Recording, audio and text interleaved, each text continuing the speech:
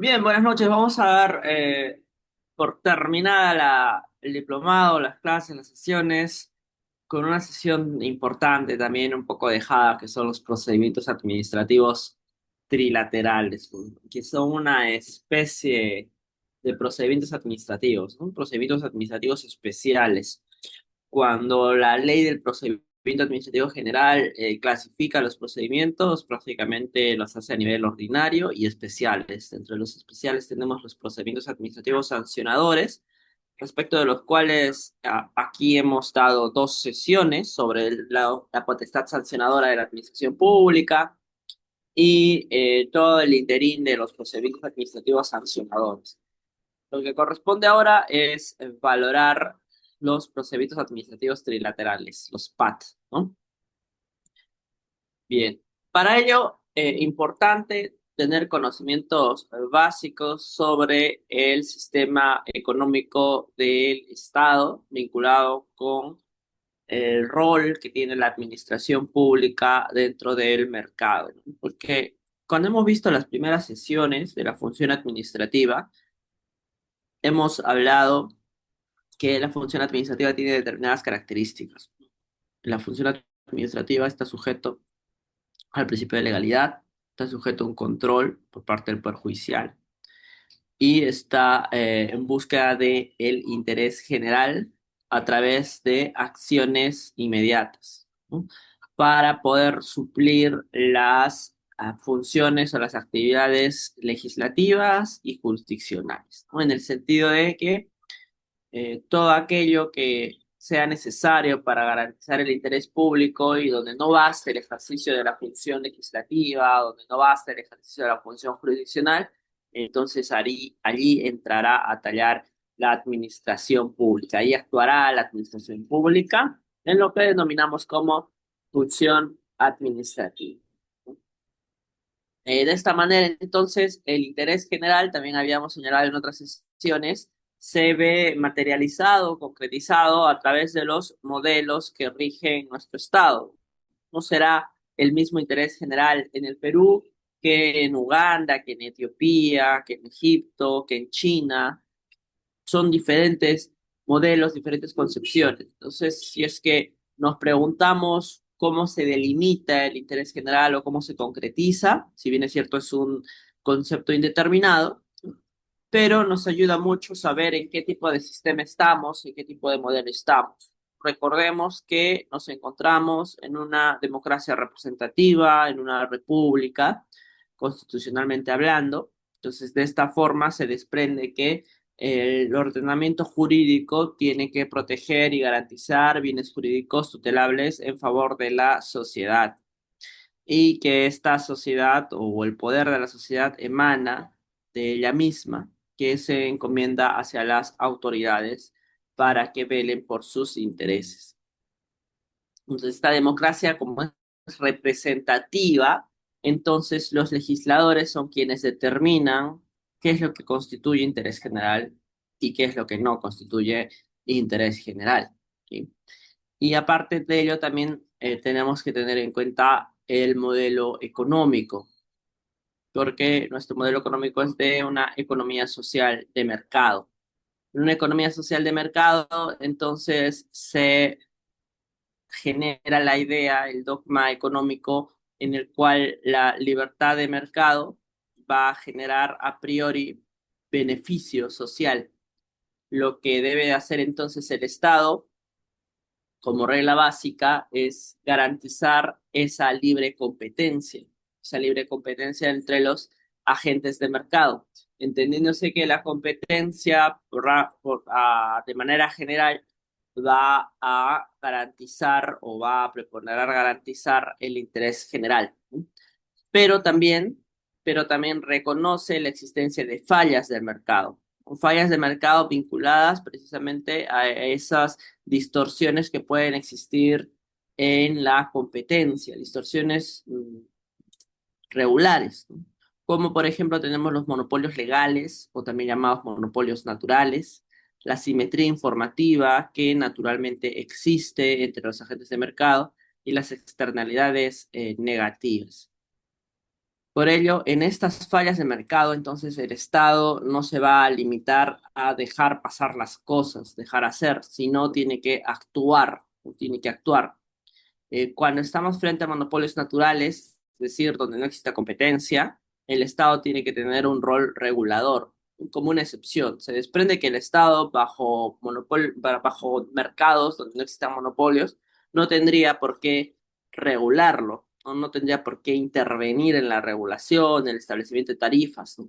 Pero en mercados que sí sean relevantes, por ejemplo, servicios de saneamiento o de infraestructura pública, o de energía, eh, no existe, no existe mucha variedad de agentes de mercado y por lo tanto se desprende la necesidad que el Estado no solamente actúe de forma pasiva o de forma subsidiaria, sino que actúe regulando ese mercado. Entonces tenemos para ello organismos reguladores que van a actuar en materias de servicios de saneamiento, en energía, en infraestructura, conforme vamos a ver más adelante. Entonces, estos organismos reguladores tienen un rol diferente, distinto, especial al rol de la función administrativa ordinaria.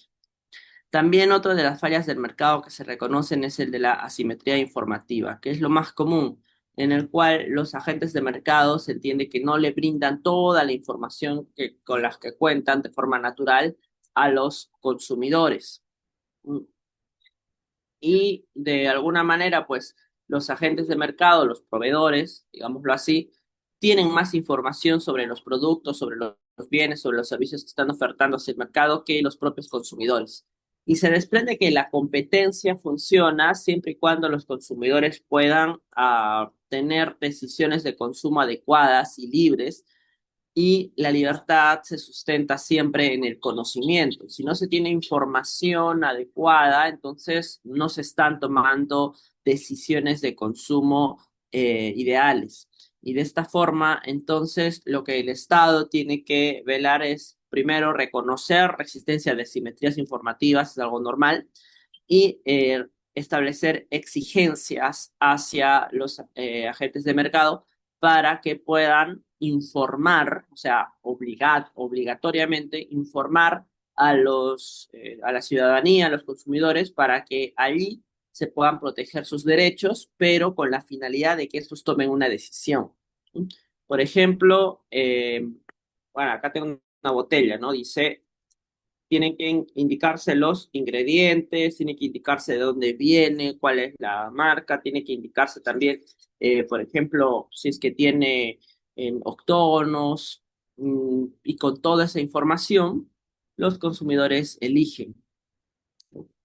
Esa es la simetría informativa. Entonces, cuando haya una vulneración a la simetría informativa y no se genere una idoneidad respecto del producto, también se activará el rol del Estado para proteger al consumidor.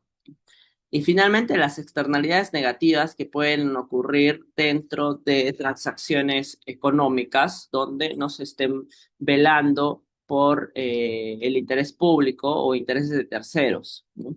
Porque siempre cuando existan relaciones de mercado entre agentes económicos, van a existir otros también interesados y quizás afectados. Por ejemplo, cuando se compran cigarrillos, ¿no? Se compran cigarrillos, se usan cigarrillos, se consumen cigarrillos. Los únicos afectados con esta relación no solamente son el que vende cigarros y el que compra cigarros, sino también la gente que puede estar allí alrededor. Pues, de esta forma se desprende que existe una externalidad negativa, ¿no? Se desprende que esa relación genera una afectación externa a esos dos únicos miembros de la relación de mercado. Por eso es externalidad y es en afectación a los miembros externos de esa relación de mercado y por ello se denomina como externalidad negativa. Para dar ilustración, por ejemplo, también en técnicas económicas entendemos a las externalidades positivas, ¿no? Que también son factores externos que se generan a consecuencia de decisiones que podamos tomar pero en estos casos pues no genera una afectación, sino un impacto positivo en terceras personas, ¿no? Por ejemplo, el hecho de pintar una casa, ¿no? El hecho de pintar una casa, el hecho de estudiar, el hecho de empezar un negocio, tiene externalidades positivas en la sociedad, pero la sociedad o los terceros no han sido la causa para la elección o la decisión de esa actividad. De todas maneras, es importante reconocer que las decisiones que tengamos como miembros de la sociedad siempre van a impactar en los demás. Y cuando impactan de forma negativa respecto a quienes no tienen la capacidad de decisión en esas relaciones, entonces se denominan como externalidades negativas.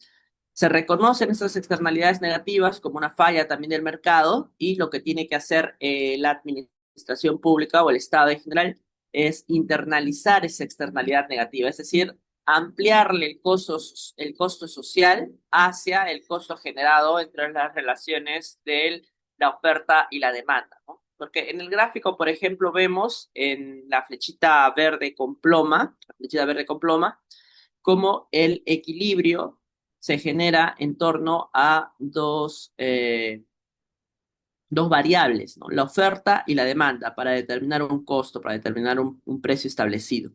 Si, por ejemplo, ese precio es de acero o el precio es de la extracción de un metal que produce daños al medio ambiente, ese daño al medio ambiente no se está considerando para la determinación de ese precio.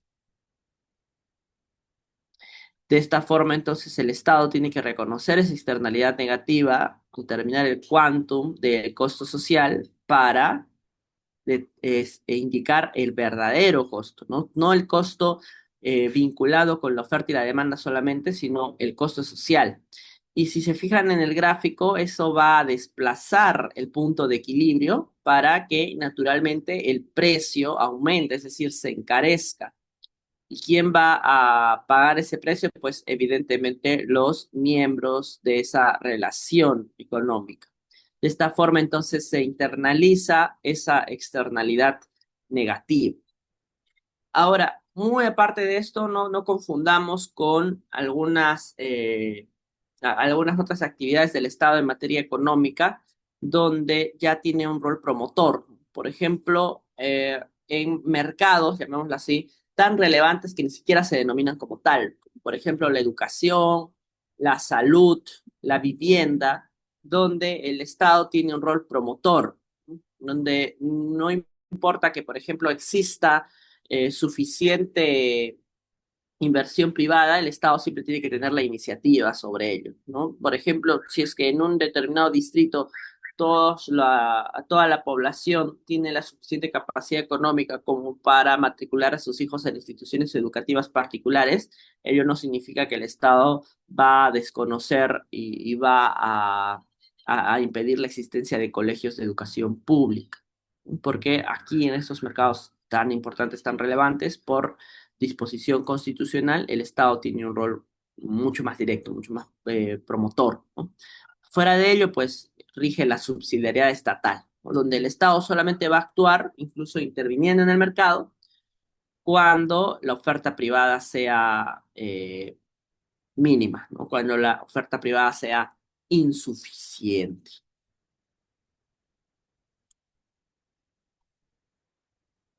Bien, entonces, vinculándolo con todo esto, recordemos que dentro de la función administrativa, ¿no? O sea, la función de administrar, tenemos la de ejecutar, ¿no? La de actuar. Como es una función de carácter inmediato, a diferencia de los otros tipos de funciones, como la función gubernativa, función legislativa, función jurisdiccional, la función administrativa revela una necesidad imperante en el cual la administración pública debe de actuar de forma inmediata hacia el ciudadano y sus intereses. De esta forma, entonces, se despliegan, y ya lo hemos desarrollado en anteriores sesiones, las actividades administrativas, ¿no? La actividad de limitación, la actividad de fiscalización, la actividad de sanción, la actividad de fomento y la actividad prestacional, que es la de garantizar servicios públicos, ¿no? Eso ya lo habíamos desarrollado en las anteriores sesiones.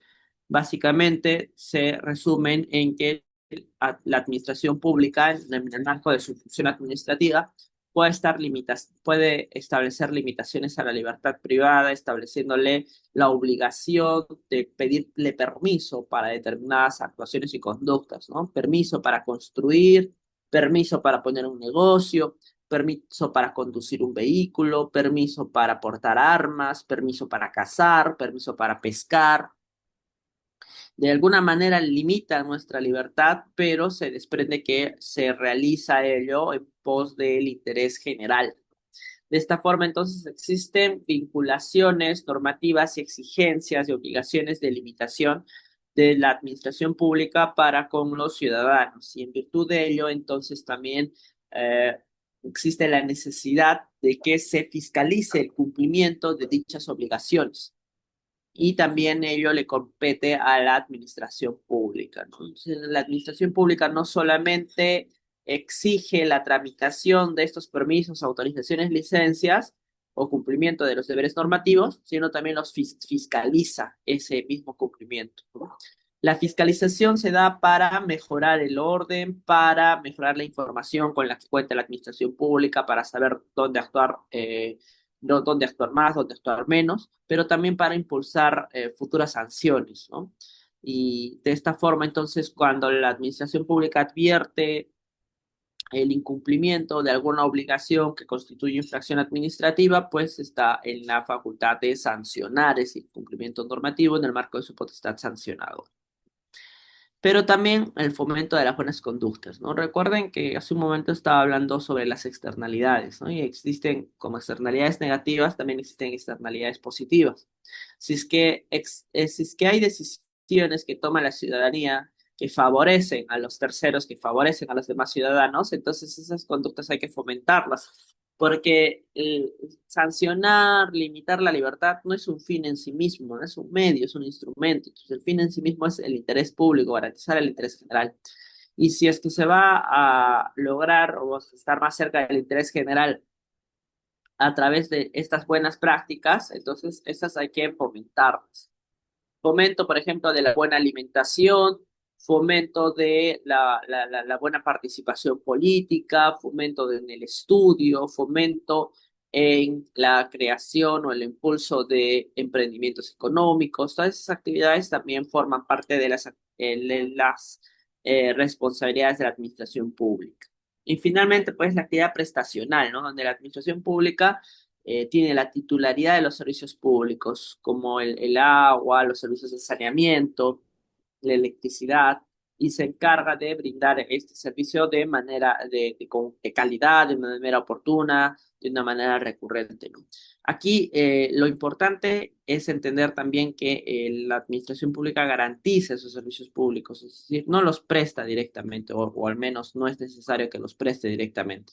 Si es que existe oferta privada que lo pueda realizar, entonces se genera una relación especial directa con ese privado para que ese privado sea quien ofrezca y brinde ese servicio público directamente sin dejar de reconocer que el Estado sigue teniendo la titularidad del servicio y por lo tanto media una relación especial de sujeción con ese privado. Ahora, se pueden generar entonces en ese sentido controversias entre particulares. Se pueden generar controversias. Y si bien es cierto, una de las funciones del Estado es la función jurisdiccional, ¿no? En algunas ocasiones va a ser necesario que estas controversias se resuelvan de una manera más inmediata. Y si es que la regla general de la función administrativa incide en que para acciones inmediatas la administración pública debe de actuar, ¿sí? Entonces se desprende que dentro de las funciones administrativas también va a estar la solución de controversias. Entonces, ¿cuál es la diferencia, podrán decir, entre la solución de controversias de la función pública con la función jurisdiccional, ¿no? Que es una función pública en la cual está a cargo del Poder Judicial y los jueces, ¿no? Y en el fondo no existen diferencias, es decir, respecto de la argumentación, de la motivación, no existen diferencias, porque una autoridad administrativa que tiene capacidad de solución de controversias o un tribunal administrativo que soluciona controversias en vía administrativa, no es que se le exija menos rigor en la motivación que un juez, ¿no? No existe una norma que establezca que un juez tiene que motivar mejor sus decisiones que un tribunal administrativo, ni lo contrario tampoco. No se le exige menos al tribunal administrativo, tampoco es que el razonamiento sea distinto. Formalmente hablando, pues el razonamiento jurídico es uno solo, independientemente de todas las posturas que podamos tener, todas estas pueden ser adoptadas por los tribunales administrativos.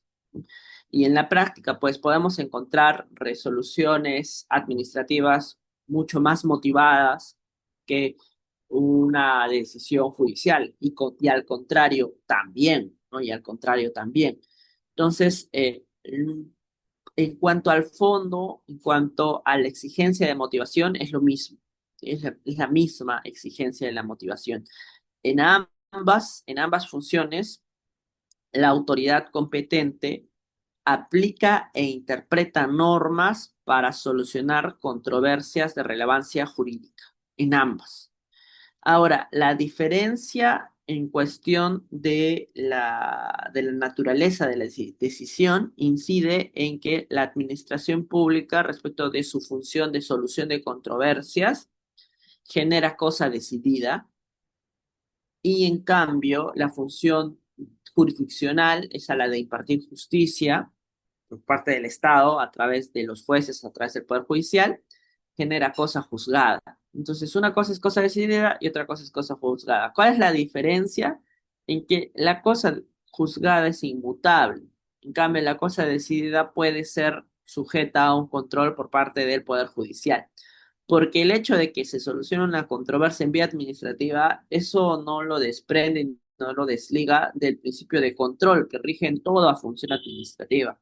Recordemos que toda función administrativa se rige bajo el principio de control jurisdiccional. Entonces, igual si es que a través de una solución de controversias un tribunal emite una decisión, esa decisión puede ser sujeta a cuestionamiento por parte del Poder Judicial. Entonces, allí sería otra diferencia. Y eso es lo que denomina a algunos doctrinarios como que la función del Estado, diferente a la administrativa, es la función jurisdiccional y la función jurisdiccional de la función administrativa es denominada función cuasi jurisdiccional, ¿no? Cuasi jurisdiccional. O también a veces se denomina función jurisdiccional administrativa para marcar esa diferencia. Otro punto importante, al menos en nuestro país, es que a través de la función cuasi jurisdiccional, a través de la función de solución de controversias en la vía administrativa o a través de la función jurisdiccional administrativa, como la querramos llamar, es lo mismo, no se puede aplicar control difuso. Los tribunales administrativos y ninguna autoridad administrativa puede inaplicar una ley por considerarla contraria a la Constitución. Eso no se puede hacer. En cambio, a través de la función jurisdiccional, esa es la de impartir justicia, un juez sí puede hacerlo. Un juez, si lo considera, se argumenta debidamente, puede inaplicar una ley por considerarla inconstitucional. Es algo que la administración pública no puede hacer porque se sujeta de forma estricta al principio de legalidad, ¿no? Y en ese sentido, entonces, una autoridad administrativa, por más tribunal que sea, no podría inaplicar una ley. Lo que sí podría hacer es inaplicar un reglamento o una norma reglamentaria bajo el sustento de que esta norma reglamentaria vulnera la ley. Porque si en caso se advierta que una norma reglamentaria vulnera la ley de forma directa y no existen formas conciliatorias en la interpretación y aplicación de estas dos normas, entonces se genera el dilema de si aplico la ley, dejo de aplicar el reglamento, y si aplico el reglamento, dejo de aplicar la ley. Y como no puedo dejar de aplicar la ley, entonces en consecuencia tendré que dejar de aplicar el reglamento, ¿no? Porque el reglamento forma parte de la función administrativa también, ¿no? Entonces, aquí también se diferencia, por ejemplo, la función legislativa de la función reglamentaria de la administración pública, porque la administración también implica regular, porque si es que la administración tiene por finalidad ejecutar las leyes Y si en algunos casos, en muchos la verdad, ¿no? Pero si en algunos casos no se puede ejecutar directamente la ley porque necesita más regulación, entonces para ejecutar la ley, la administración la regula. ¿Sí? Y por lo tanto, la regulación está dentro también de las funciones administrativas, lo que se denomina a veces como función normativa de la administración pública o también se denomina como función reglamentaria. Si es dentro de las funciones administrativas, entonces la administración pública, los tribunales administrativos, en el marco de sus funciones de solución de controversias, pueden también inaplicar reglamentos en pos de la ley, ¿no? Siempre y cuando no existan armonías de interpretación o formas de solución.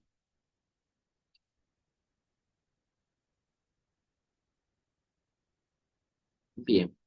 Ahora, para volcarnos a estos procedimientos trilaterales, porque los procedimientos trilaterales se dan justamente en ese marco de solución de controversias, ¿sí? Justamente en ese marco de solución de controversias. Es necesario recordar o plasmar la idea de un procedimiento ordinario, ¿sí? La estructura de un procedimiento administrativo ordinario. No un procedimiento trilateral, es un procedimiento ordinario. ¿Cuándo es un procedimiento ordinario? Aquellos procedimientos iniciados a pedido de parte, o sea, por parte del ciudadano, donde el administrado pretende un derecho a través de una solicitud, ¿no? Pretende el ejercicio de un derecho.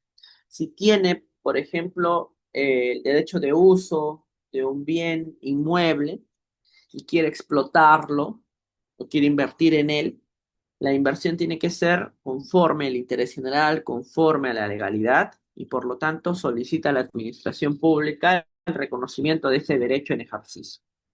Por ejemplo, pide una licencia para edificar o licencia para construir. De esta forma, entonces, inicia la solicitud y la administración pública realiza sus actos de instrucción, ¿no? Y en esos actos de instrucción acopia elementos en virtud del principio de impulso de oficio, en virtud de la verdad material, para que se genere un acto administrativo decidiendo sobre ese requerimiento. Entonces, en este escenario, todas las partes del procedimiento van hacia una misma dirección, no hay contienda, no es que la autoridad administrativa sea lo contrario al administrado, no son enemigos, van hacia la misma dirección, porque la autoridad administrativa va hacia el interés público, el administrado va hacia el interés particular, pero ese interés particular no se contradice con el interés público. Por eso es que el procedimiento administrativo va a tener por finalidad encauzar ese interés particular hacia el interés público, porque no son contrarios, pueden ir en el mismo caos, ¿no? Porque al final se desprende que pues el interés público en sí no existe, ¿no? Lo que existen son intereses particulares, pero esos intereses particulares sumados pues constituyen el interés público, el interés general que la autoridad administrativa debe de perseguir. Y por tanto, incluso en virtud del principio de impulso y de oficio, si es que todos van hacia una misma dirección, entonces quien debe de impulsar ello es quien tenga más capacidades para hacerlo, que es en este caso la autoridad administrativa. Entonces, la ley del procedimiento administrativo general también vincula ello hacia las autoridades administrativas que en virtud del impulso de oficio deben de impulsar el procedimiento y tener un rol promotor respecto de los actos de instrucción que se puedan realizar para la emisión de un acto administrativo, porque no existe una contienda, todos van hacia una misma dirección. Pero ¿qué pasa, por ejemplo, en un procedimiento especial? ¿No? Precisamente se rompe con esta idea. Mientras un procedimiento administrativo ordinario juegan el interés particular con el interés general hacia una misma dirección, ¿no? Como dice la lámina, es aquel procedimiento mediante el cual se conjuga, se encuentra el interés particular del administrado con el interés general de la sociedad, que es garantizado por la administración pública, porque la administración pública tiene un interés, y ese interés es el interés general, que está encarnizado por la autoridad administrativa. Entonces, van hacia una misma dirección. En cambio, en un procedimiento administrativo especial, no.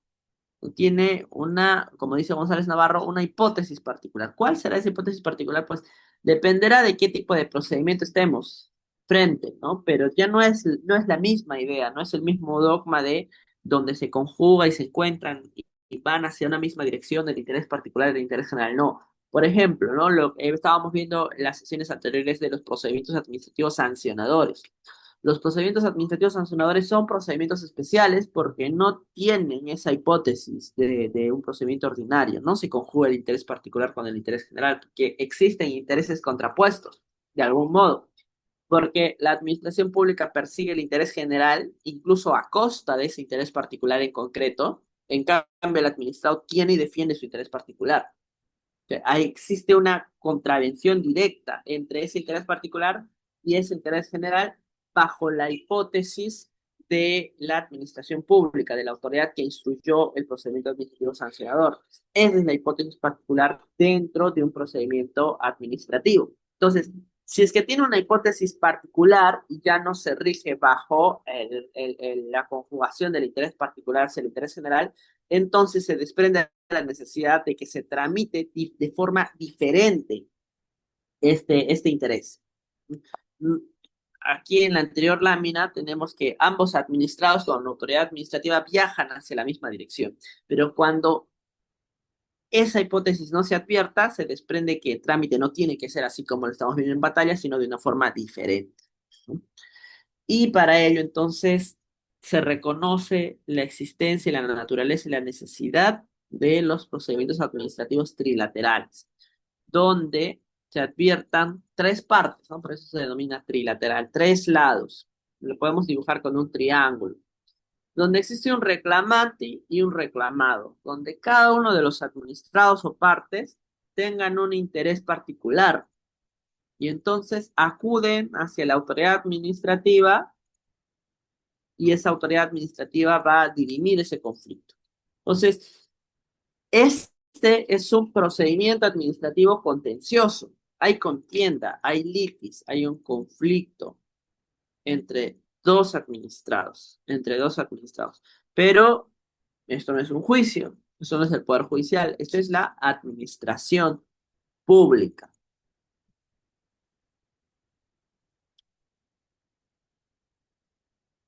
En virtud de ello, entonces, tenemos algunas características de un procedimiento administrativo trilateral. No vamos a checar uno por uno. Dice, sujetos intervinientes se caracteriza por ser trilateral, ¿no? Es decir, intervienen tres partes: el denunciante, el denunciado, reclamante, reclamado, y la autoridad administrativa que dirime esta controversia. ¿Cuál es la relación procedimental? Y se lleva a cabo entre dos o más administrados y la administración que resolverá el conflicto. Entonces, esta óptica es totalmente distinta a la de un procedimiento administrativo ordinario. El inicio del procedimiento y se puede ser de oficio o por reclamación presentada por un administrado, es decir, de parte, dependiendo del sector regulado. La intervención estatal no es tan intensa, entonces el principio de impulso de oficio se activa menos, tiene menor preponderancia que otros tipos de procedimientos. De esta forma podríamos indicar que el principio de impulso de oficio tiene mayor fuerza en un procedimiento administrativo sancionador, ¿no? Porque el interesado en que el procedimiento se tramite de forma célere, adecuada, dinámica, es la administración pública. El investigado, el infractor, no tanto, ¿no? Es más, bajo su interés es lo mejor que caduque el procedimiento sancionador o que prescriba la potestad sancionadora del Estado. En segundo término, los procedimientos ordinarios también tiene ocurrencia el principio de impulso de oficio, pero se desprende que en menor medida que un procedimiento sancionador, porque aquí también rige un interés particular del administrado para que se tramite de forma célere el caso, el procedimiento. Y en un procedimiento administrativo trilateral ya no es tan intenso el impulso de oficio, porque existen partes que por su propia contienda y litis van a generar un impulso bajo igualdad de armas. Y es por ello que la característica importante es la disponibilidad de derechos, porque si se desprende que administrados están en contienda, están en litis, es porque la litis se genera respecto de derechos que les son disponibles. No pueden disponer sobre derechos eh, de interés general, no prácticamente de intereses particulares. Hay disposición de derechos por parte de los administrados, quienes son titulares de estos.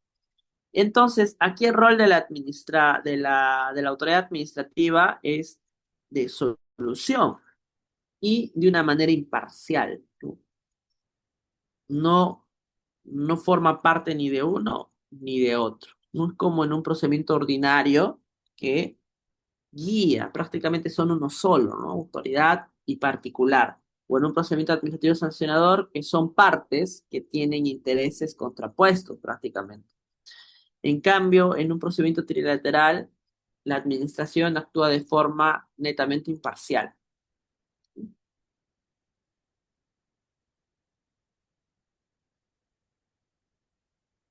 Tenemos otras particularidades, por ejemplo, en virtud de estas características, las alegaciones y hechos relevantes de la reclamación, salvo que hayan sido negadas específicamente, serán consideradas aceptadas. Si es que vinculamos un trilateral como la presentación de argumentos de ambas partes, entonces, en lo que estén de acuerdo ambas partes, ¿sí? En lo que estén de acuerdo ambas partes, tratándose de derechos de disponibilidad, entonces se tienen por aceptadas.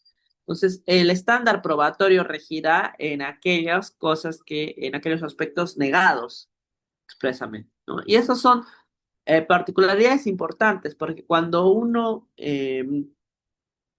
genera un conflicto o una litis como usuario, por ejemplo, con una empresa de saneamiento, de servicios de agua, y esta no presenta una contradicción o alegaciones respecto de las afirmaciones que se está dando, la autoridad administrativa considera por aceptados los hechos que se han planteado, porque el principio de impulso de oficio se ve retraído en este tipo de procedimientos trilaterales. Otro punto es la preclusión por el vencimiento de plazos. Recordemos que cuando vimos procedimientos ordinarios, seguramente hemos visto la diferencia entre plazos perentorios y plazos ordinarios. Y por lo general, en un procedimiento ordinario, rigen los plazos ordenatorios, es decir, los no perentorios, donde aún así, cuando se haya vencido el plazo, pues se pueden presentar las acciones, ¿no? Y el ejemplo más claro de esto son las alegaciones, los alegatos, que la LEPAC nos establece que pueden ser presentadas en cualquier momento del procedimiento. Pero en cambio, en un PAT rige la preclusión de los plazos por la igualdad de armas, ¿no? Si es que a un administrado se le está dando un plazo en específico, al otro administrado también se le tiene que dar ese plazo tal cual. Otra particularidad importante es que aquí se puede culminar el procedimiento con un acuerdo conciliatorio, porque recordemos que son derechos disponibles. Si son derechos disponibles, entonces las partes pueden conciliar, lo cual sucede mucho en materia de consumidor, ¿no? Donde tenemos conflictos, por ejemplo, con un proveedor, con alguien que nos haya vendido algo, ¿no? Como usuarios finales. En mérito a ello, pues podemos culminar el conflicto con un acuerdo conciliatorio, con una conciliación en donde se acepten medidas correctivas o incluso o diferentes tipos de acuerdos. Y finalmente, para efectos de su calificación interna, los procedimientos trilaterales son procedimientos de evaluación previa con silencio negativo, ¿no? ¿Por qué no silencio positivo? Porque tiene que existir imparcialidad, ¿no? Si fuese silencio positivo, se estaría primando el derecho del reclamante por encima del reclamado, por eso opera el silencio negativo. Bien, ahora, ¿cómo se estructura el procedimiento administrativo trilateral? ¿No? Primero tiene que haber una reclamación, ¿no? La reclamación tiene que tener sus fundamentos, sus pruebas, es decir, pues, se presenta una solicitud donde se indique algún reclamo hacia otra parte. Por ejemplo, en aerolíneas, ¿no?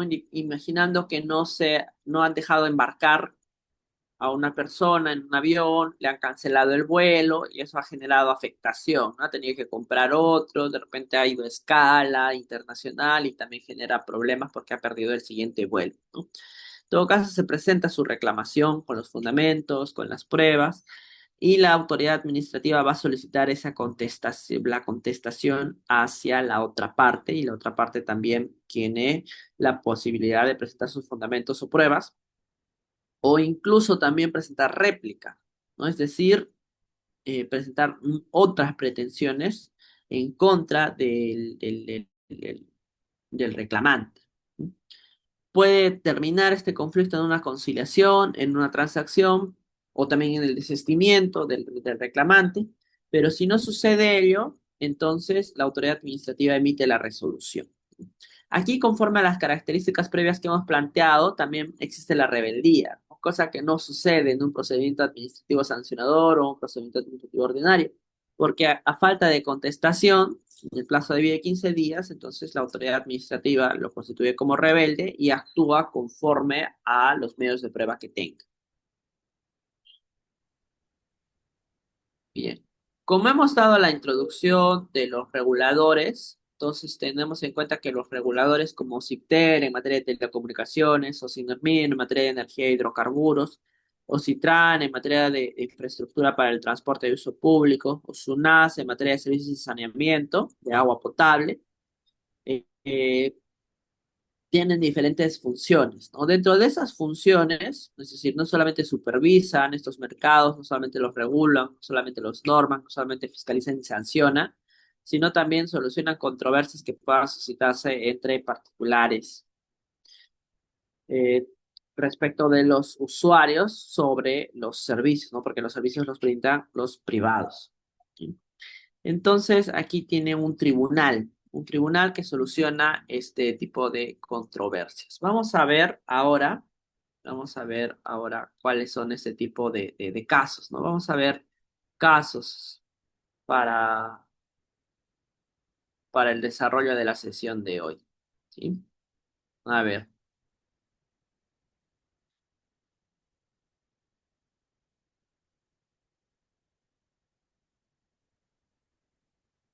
plantean, servir, dice alguien, ¿no? Pero servir no presenta un PAT, ¿no?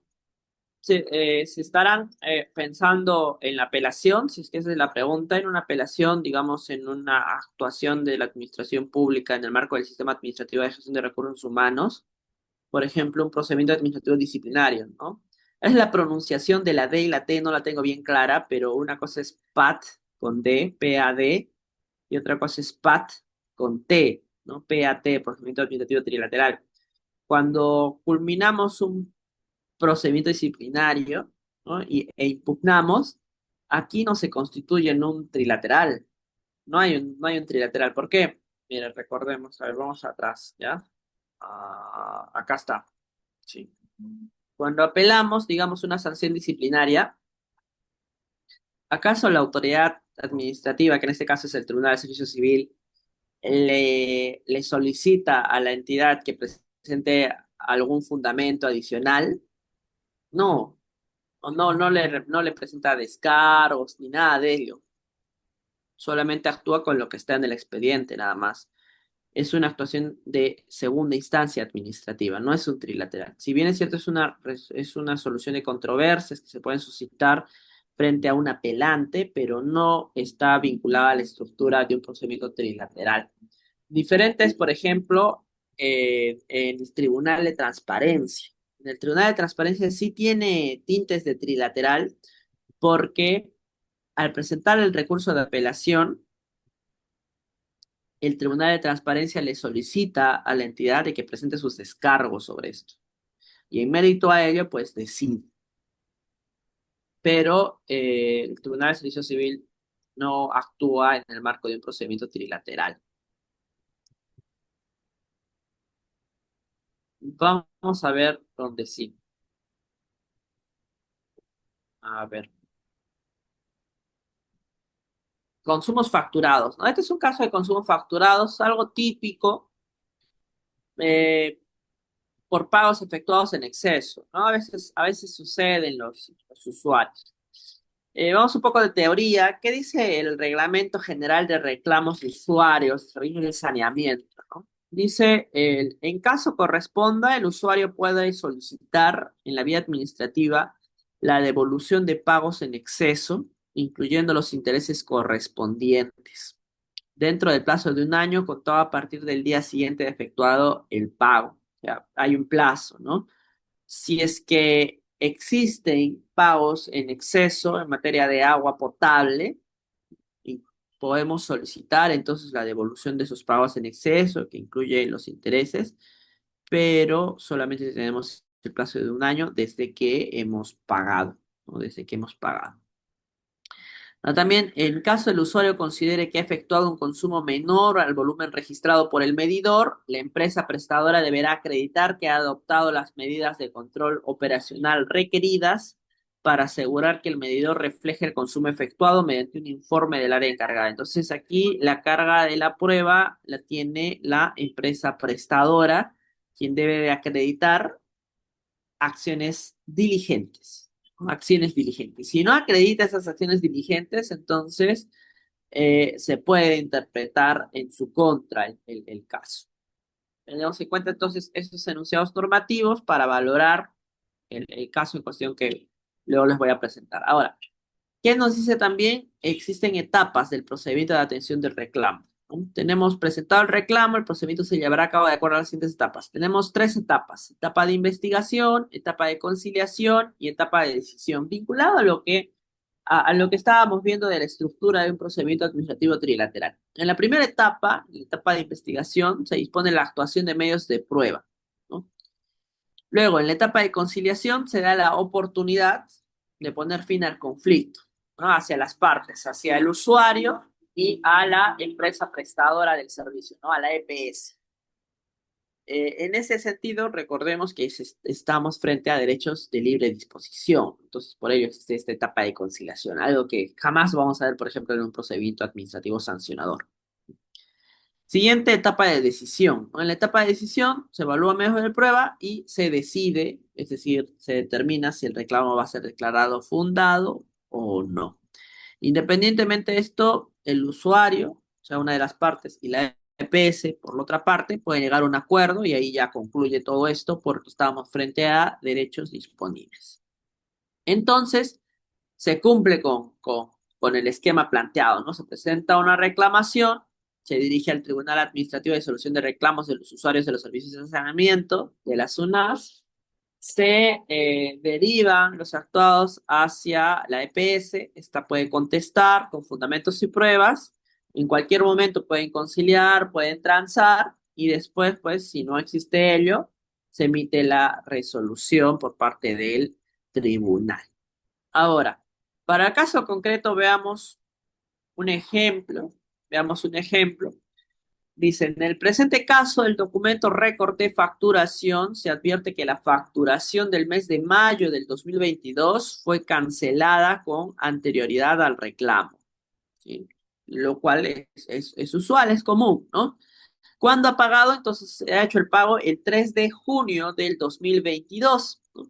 Si aplicamos la norma que antes habíamos leído, entonces el reclamo respecto de ese mes, de mayo del 2022, podría ser presentado como máximo hasta el 5 de junio del 2023, ¿no? No obstante, dice, se interpuso de forma extemporánea, es decir, se interpuso el 14 de junio del 2023, más allá del año. Por lo tanto, a primera cuenta como cuestión previa, el tribunal declara improcedente por extemporáneo ese extremo, ¿no? Respecto del consumo facturado en el mes de mayo de 2022. ¿Por qué? Porque el administrado presentó, bueno, el usuario en este caso presentó un reclamo sobre consumos facturados en exceso de diferentes meses, pero evidentemente cada cómputo se hace de forma indistinta, ¿no? No es en la misma lógica de una falta continuada, por ejemplo, que vincula a los procedimientos administrativos sancionadores, ¿no? No estamos en ese estadio.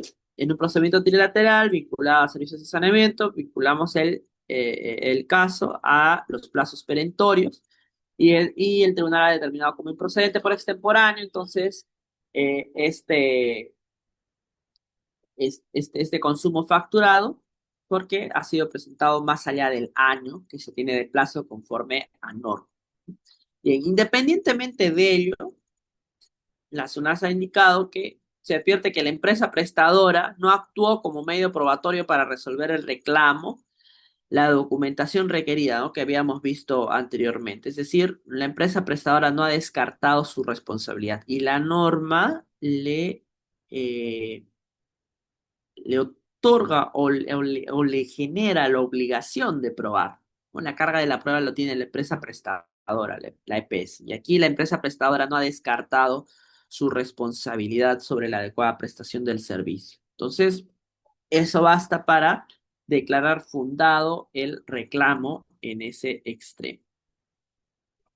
Ahora, otro punto importante también en ese caso se determinó que el reglamento de calidad establece que la determinación del volumen a facturar, es decir, cuánto es el consumo facturado, se efectúa mediante la diferencia de lecturas del medidor de consumo, o en su defecto se factura por el promedio histórico de consumos. En caso de no existir promedio válido, se facturará la asignación de consumo. En este caso, ¿cómo se hace? ¿No? Se hace un promedio histórico de consumos, se calcula en base al promedio de las 6 últimas diferencias válidas. ¿Cuáles son las 6 últimas diferencias válidas? Entre las aceptadas o las que no han sido reclamadas dentro del plazo previsto. Dentro de estos 6 últimos consumos se hace un promedio, entonces se determina que ante, ante la inexistencia de una prueba que diga lo contrario, ese pues será el consumo promedio. Y en mérito de ello, pues se va a determinar cuáles son los consumos siguientes, ¿no? Imaginando que, por ejemplo, en 12 meses, en 12 meses o en 10 meses, mejor, en 10 meses, se están planteando la controversia respecto de los últimos 4 meses, ¿no? De esos 6 meses se está aceptando porque estos 4 meses vino un consumo elevado en la factura. Entonces, a falta de medios probatorios contrario que haya presentado la EPS, que prácticamente pues acrediten una diligencia respecto del mantenimiento de los medidores, entonces el tribunal va a declarar fundado ese extremo y lo que corresponde será determinar cuál es el consumo promedio, ¿no? Y ese consumo promedio se determina en mérito a las 6 últimas diferencias válidas, ¿no? Se saca el promedio y ese será el monto que tendrá que ser aceptado, ¿no? Del mismo modo, se señala que el promedio así calculado se mantendrá invariable y se empleará durante los meses en que subsista el régimen de promedio histórico.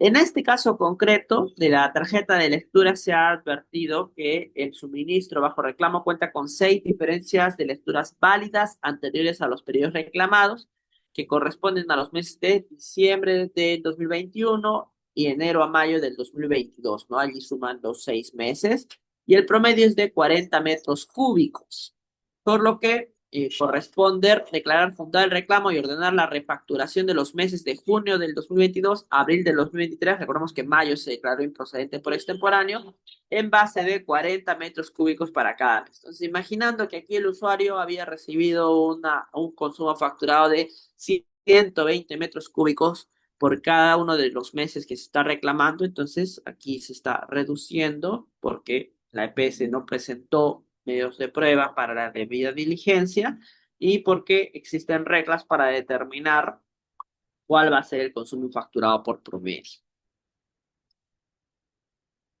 Aquí finalmente dice, el reglamento faculta a la empresa prestadora a efectuar el reemplazo del medidor de haberse constatado, entre otros, que se encuentre dañado, por lo que si la empresa prestadora ha indicado que el medidor de consumo se encuentra vandalizado, entonces lo que tendría que haber hecho es reemplazarlo, pero como no lo hizo, entonces se desprende que existe responsabilidad por parte de ello y corresponde declarar fundado el reclamo, ¿no? Esta tiene la facultad conferida en el referido reglamento. Bien. Entonces, aquí vemos la existencia de 3 partes, ¿no? El tribunal administrativo, el reclamante, que es el usuario de ese servicio, y la EPS, la empresa prestadora. Aquí creo que hay una pregunta. ¿Ante la resolución del organismo regulador se puede interponer algún recurso? No, ante la resolución del tribunal no, porque ya es la segunda instancia administrativa. Primera instancia, ante la EPS, no te hace caso, vas al tribunal. Acá tenemos otro caso, ya ahora con Osinermin. Para ello, un poco de teoría previa.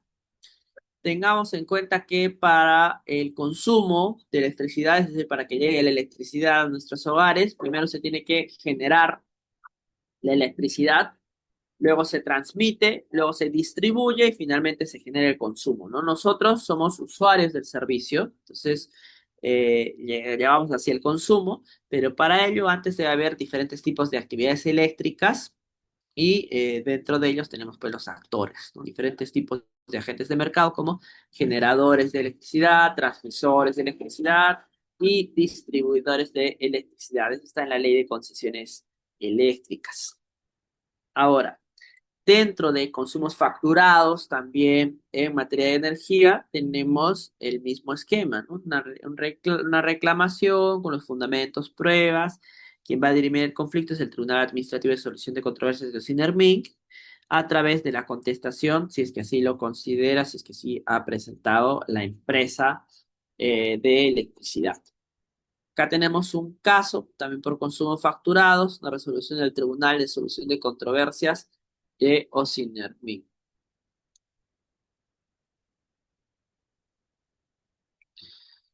¿Cuál es la materia? Dice, determinar si el sistema de medición del cliente libre Agro Aurora SAC, el sistema de medición, presentó condiciones técnicas inadecuadas que determinaron un registro incorrecto de sus consumos de energía y potencia en el periodo de febrero a diciembre del 2019, lo que generó que se facture mayor energía y potencia para el mercado regulado de la realmente utilizada. Y en consecuencia, si procede la devolución o reintegro de lo pagado en exceso por Electronoreste Sociedad Anónima a las generadoras reclamadas. Bien, a ver, vamos a ver, dice. Al respecto, y tal como lo ha señalado el cuerpo colegiado, lo pretendido por ENOSA no tiene respaldo en el marco normativo, pues no existe ninguna norma o regulación en el sector eléctrico que establezca que el distribuidor tenga derecho a solicitar a las generadoras la refacturación y devolución de lo pagado por errores en los sistemas de medición de sus clientes. Estos supuestos son recogidos por generadores y distribuidores en las cláusulas contractuales de los respectivos contratos de suministros, los que contienen las reglas y plazos a seguir en caso de inexactitudes o errores en el proceso de medición, conforme se aprecia en la cláusula novena del contrato. Si bien aquí ENOSA pretende amparar su reclamo en lo establecido en la norma de reintegros y recuperos, esta norma resulta aplicable a la prestación del servicio público de electricidad, es decir, el distribuidor y sus clientes regulados. Adicionalmente, en su recurso de apelación, al evidenciar la falta de fundamento normativo de su pedido, ENOSA pretende que el cuerpo colegiado resuelva la controversia aplicando el principio de verdad material y las fuentes y principios del derecho administrativo. Pero el cuerpo colegiado no puede, por la vía de interpretación administrativa, crear una regla que modifique el sentido de los acuerdos contractuales respecto de los supuestos y plazos para que proceda la refacturación, ¿no? Entonces aquí habría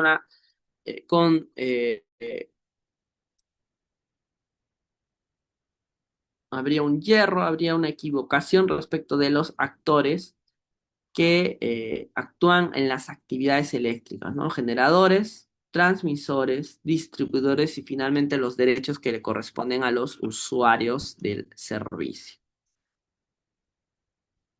Tenemos otro ejemplo trilateral, ahora en Indecopi, en materia de protección al consumidor, dice, la señora Gloria Asunción, delante de la señora Espinal, denunció a LAN, Perú, por presuntas infracciones de la Ley de Protección al Consumidor y dice, adquirió dos pasajes de LAM para el vuelo 163 en la ruta Lima-Tacna-Lima, ¿sí? El 3 de agosto el vuelo partió con destino a Tacna a la hora programada, sin embargo no aterrizó en el lugar de destino y retornó a Lima por malas condiciones climáticas, ¿no? Reprogramando dicho vuelo, es algo muy común también. El 8 de agosto, Iselán otra vez canceló su vuelo de retorno de Lima a Tacna, ofreciendo a la señora Espinal trasladarla a ella y a su nieta gratuitamente. Sin embargo, no pudo viajar en ninguna de las siguientes fechas programadas, pues los vuelos fueron cancelados, teniendo que viajar por vía terrestre. La denunciada, o sea, Lan, no cumplió con brindarle ningún tipo de servicio de alojamiento, alimentación y servicio de traslado por los días adicionales, ¿no? Y dentro de los derechos, a veces uno se queja respecto de los derechos que normativamente son establecidos para los consumidores en vuelos, pero son las de brindar alimentación, brindar alojamiento, siempre y cuando no domicilie allí, ¿no? Digamos, a los que domicilian en Lima, si es que se cancela un vuelo en Lima, Entonces allí no les da alojamiento, pero si en otro departamento sucede ello, sí les tendrían que dar un alojamiento. Incluso también durante de un trilateral reciente se ha determinado que ese alojamiento debe ser de calidad, ¿no? Y si es que en el departamento donde se ha cancelado el vuelo no tiene domicilio y hace mucho calor, por ejemplo, la idoneidad establece que les entreguen una habitación de hotel, de hospedaje, de vida adecuada, con la adecuación, por ejemplo, de aire acondicionado, ¿no? En esos determinados sectores donde sea necesario, ¿no? Eso también en otra decisión trilateral. Bien, sigamos con eso. Dice, en sus descargos, LAN señaló lo siguiente, que los vuelos fueron cancelados debido a factores climatológicos adversos en la ciudad de Tacna, conforme lo evidencian los reportes meteorológicos oficiales. Por lo tanto, las cancelaciones de los vuelos se debieron a factores climáticos y se ofreció a los pasajeros trasladarlos gratuitamente en los vuelos siguientes, conforme se hizo con la denunciante al trasladar la Tacna posteriormente el 3 de agosto de 2008, y que no realizó prácticas discriminatorias en ningún sentido, solamente se encontraba obligado a ofrecer el servicio de hospedaje, traslados y alimentación a aquellos pasajeros que no pudieron embarcarse en su vuelo por factores atribuibles a la empresa con la finalidad de mitigar los perjuicios causados, y no así dice en los casos fortuitos, ¿no? Cual no es cierto. En relación con el tipo de responsabilidad que deriva del incumplimiento de las obligaciones de los proveedores, cabe señalar que en lo referente a las obligaciones de resultado, como aquella asumida por LAN de trasladar, ¿sí?, se verifica una responsabilidad en la cual el proveedor solo puede liberarse si acredita un supuesto de caso fortuito, fuerza mayor o hecho determinante de tercero. Creo que también lo hemos visto en procedimientos administrativos sancionadores, ¿no? En ejemplos donde cuando no es responsabilidad, pues, de la aerolínea, no le corresponde sanción, ¿no? Y en este caso no estamos hablando de sanciones, sino de la opción de medidas correctivas a favor de un reclamante, ¿no? O de un denunciante en específico.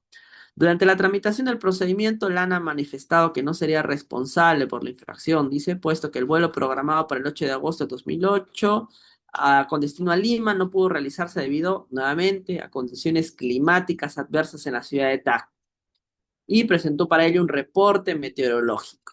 Dicho medio probatorio fue presentado posteriormente ante la sala, razón por la cual la comisión no pudo valorarlo para efectos de analizar si existió una causa debidamente acreditada que permite establecer una exoneración de responsabilidad. Sin embargo, dicho documento solo acreditaría que los días 8 y 9 de agosto existirían factores climatológicos en Tacna, ¿sí?, por presencia de neblina, pero no se han acreditado los días 10 y 11 de agosto, ¿no?, fechas en las que LAN pues había ofrecido transportar a la denunciante. Entonces, de esa manera, no existen medios probatorios que sustenten la versión de los hechos de LAN, y declaró fundado la denuncia, fundar reclamo, y por lo tanto es la adopción de medidas correctivas. Aquí, en materia de protección al consumidor de Indecopi, existe digamos, un debate doctrinario respecto a si son procedimientos sancionadores, técnicamente hablando, o procedimientos trilaterales, ¿no? Y muchos piensan que realmente son híbridos, ¿no? Porque hablamos de procedimientos sancionadores netamente cuando el denunciante no es parte del procedimiento, ¿no? Por ejemplo, ¿no?, en los procedimientos disciplinarios del servicio civil, el denunciante no es parte, ¿no? El denunciante solamente presenta sus denuncias, puede apoyar en la presentación de pruebas, puede ofrecer testimonio en caso sea necesario, relevante para el caso concreto, pero más allá de ello, no, ¿no? En el procedimiento, por ejemplo, en el procedimiento administrativo disciplinario, el denunciante no participa, no participa. Es más, cuando se le brinda la información del estado situacional del caso, solamente se le indica en qué estado está, ¿no? Es decir, si está en investigación preliminar, si está en fase instructiva, si está en fase sancionadora, y solamente se le da la información respecto del sustento cuando culmine el procedimiento. No puede presentar alegaciones, no puede presentar argumentos, no puede apelar la decisión. O sea, se puede archivar incluso yendo en contra de la denuncia, y el denunciante no puede apelar dicha decisión. Entonces, Aquí no estamos, evidentemente, ante un procedimiento trilateral, en un procedimiento disciplinario, porque el denunciante no es parte, y es lo que dice la ley, ¿no? La ley de servicio civil indica expresamente que el denunciante no es parte, que es un colaborador. En otros tipos de procedimientos disciplinarios, sí se les brinda un rol más preponderante al denunciante, ¿no? Por ejemplo, en disciplinarios a nivel de fiscalía, al nivel del Ministerio Público, el denunciante agraviado puede impugnar los archivos preliminares, puede impugnar los archivos preliminares para que el superior en grado pueda evaluarlos, ¿no? Y controlar la legalidad y la evaluación de de esos archivos. Lo cual a mí me parece que sería adecuado, ¿no? Pero eso tampoco genera la trilateralidad del procedimiento. Solamente implica darle mayores instrumentos al denunciante. No por darle mayores instrumentos al denunciante implica que estamos frente a un procedimiento trilateral, porque en un procedimiento trilateral la actuación es de igualdad de armas, ¿no? La actuación del denunciante o reclamante en este caso es tan preponderante o tan importante como el reclamado o el denunciado. Y eso hace que muchos consideren al procedimiento de protección al consumidor como un procedimiento trilateral, porque el denunciante presenta pruebas. Y el denunciante, aquí en estos casos, por ejemplo, plantea un derecho de disponibilidad. Tal es así que su pretensión pueda culminar por desistimiento o pueda culminar también por acuerdo conciliatorio con la otra parte, lo cual no vamos a ver nunca en un procedimiento disciplinario, ¿no? Un procedimiento disciplinario cuando se presenta una denuncia, aun cuando el denunciante desista de su denuncia, la administración tiene que seguir porque rige el impulso de oficio. Y jamás pues se va a aceptar, por ejemplo, un acuerdo conciliatorio, digamos, en un procedimiento disciplinario por hostigamiento sexual, ¿no? Un acuerdo conciliatorio donde se acepte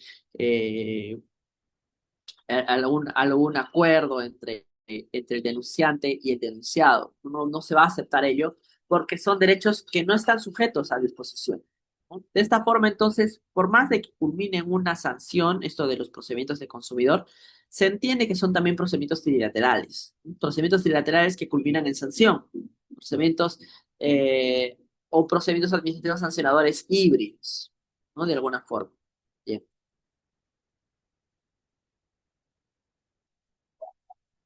vamos a seguir. A ver.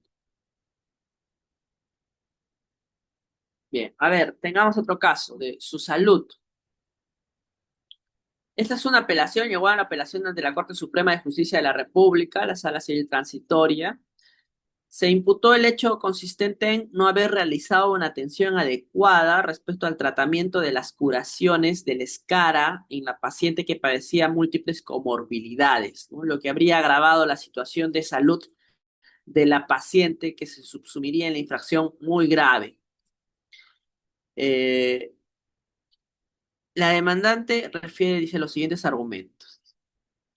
En el informe final de queja, que primero en un trilateral ha tenido que haber una queja, se advierte que el hecho imputable versa sobre la aparición de una escara durante la hospitalización, ¿no? Toda vez que desde el ingreso de la paciente no se registró como diagnóstico escaras y recién habría identificado la úlcera de presión del nivel 2 cuando la paciente estuvo hospitalizada y recién a partir de dicho momento se inició el tratamiento de curaciones, lo que progresó a nivel 4 siendo diagnosticada en el 2017 con dicho nivel de progresión del escara, sin embargo, dichos hechos no fueron considerados en su real connotación, ¿no? En la resolución del 2019 que da inicio a un procedimiento sancionador. Toda vez que el tipo antijurídico imputado fue la lesión grave de un paciente como resultado de la falta de diligencia en el seguimiento del caso y no propiamente la falta del cuidado en la detección de la aparición de la úlcera adquirida después de la admisión y durante la hospitalización en una IPRES. Y su adecuado tratamiento desembocó en su desarrollo a grado 4, tipo antijurídico que se desprendería de la denuncia conforme lo sostenido la IPRES de la demandante. Bien, entonces aquí vemos también los casos de negligencia médica también se suscitan, al menos en vía administrativa, a través de un trilateral por parte de su salud. Y otro especial de trilateral son los procedimientos de segunda instancia administrativa ante el Tribunal de Transparencia. Digamos así, tienen rasgos de trilateral, pese a que expresamente no se ha reconocido como tal, pero tienen rasgos de trilateral conforme a las particularidades que hemos visto en las diapositivas anteriores, recordemos, ¿no? ¿Cómo podemos advertir si estamos frente a un procedimiento trilateral? Pues más allá de la literalidad del enunciado normativo, tenemos que ver estas características, ¿no? ¿Cuál es cuál es la calidad del sujeto interviniente? ¿No? Tiene tres partes: el denunciante o reclamante, el denunciado o reclamado y la autoridad administrativa. Si es que el denunciante o reclamante es parte del procedimiento, entonces ya estamos frente a atisbos de trilateral. Si en un procedimiento sancionador, ¿no? Contra un vecino, por ejemplo, que está, eh, el vecino tiene una licencia para restaurante, pero lo está usando como bar, ¿no? Es un bar clandestino. Y como hace mucha bulla, otro vecino lo denuncia. Ese vecino denunciante no es parte del procedimiento, solamente es un colaborador. Le da información a la municipalidad para que la municipalidad fiscalice. Tal es así que dentro de todo el procedimiento, pues no va a actuar ese vecino denunciante. No, no es parte. Pero cuando sí sea parte el denunciante reclamante, ya podríamos dar luces que estamos frente a un procedimiento trilateral, como en un procedimiento de transparencia, ¿no? En un procedimiento de transparencia, quien solicita la información, luego acude a segunda instancia administrativa ante el Tribunal de Transparencia. Es más, puede acudir directamente, ¿no? Conforme al nuevo reglamento, no es un recurso de apelación que se presenta ante la misma autoridad necesariamente para que ésta lo eleve al tribunal, sino que en este caso el, la apelación, el recurso puede ser presentado directamente hacia el tribunal para que el tribunal pueda encauzarlo solicitándole a la entidad pública, a la entidad administrativa, que presente sus descargos. Entonces aquí tenemos dos partes, ¿no? Y ambos participan dentro de este procedimiento de segunda instancia. Entonces, tenemos aquí rasgos de trilateralidad, ¿no? Y la disponibilidad de derechos también es